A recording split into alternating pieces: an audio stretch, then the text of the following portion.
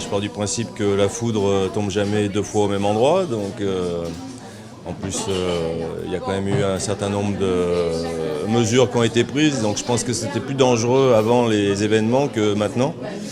Là, hier, on était au pied de la Tour Eiffel. Et j'ai dit en plaisantant à ma compagne que bientôt, il allait y avoir plus de policiers que de touristes. Vous avez les touristes qui ne sont plus présents à Paris, ou très très peu.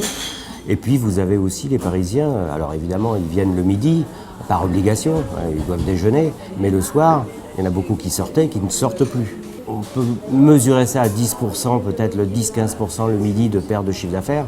Mais par contre, le soir, vous êtes à plus de 25% de perte de chiffre d'affaires. Actuellement, ceux qui ont une clientèle d'étrangers, touristiques, sont très touchés parce que les touristes ne viennent plus sur Paris. Non, là maintenant, non, pas du tout, je ne le ressens pas du tout, hein, très franchement.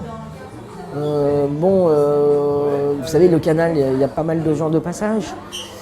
Et puis, les affaires qui sont sur le canal, c'est des gens qui sont là implantés depuis pas mal d'années.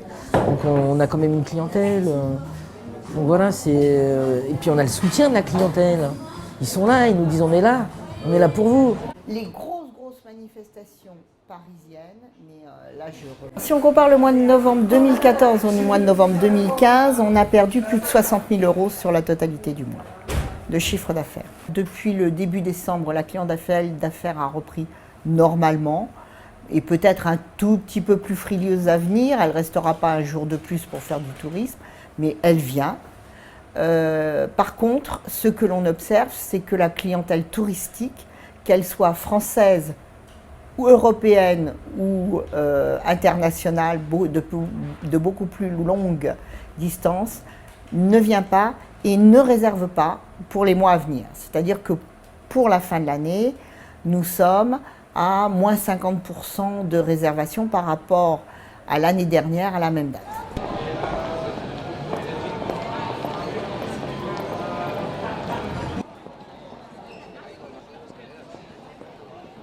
Ça y est, c'est redevenu comme avant.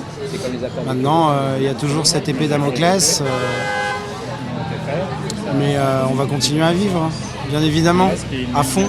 Il ne faut pas avoir d'appréhension, il faut continuer de vivre, il faut continuer de sortir, il faut continuer de garder ses habitudes.